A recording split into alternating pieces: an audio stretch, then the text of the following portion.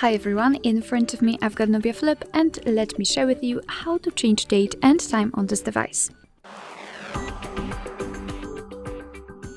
So let's start with opening the settings, and here we have to scroll down to the very bottom to find system and update. Then let's tap on date and time, and as you can see here we've got some options which are currently inactive. It is because we are using the automatic options. So first of all, let's turn off all of those switchers so we will be able to manually change the date and time.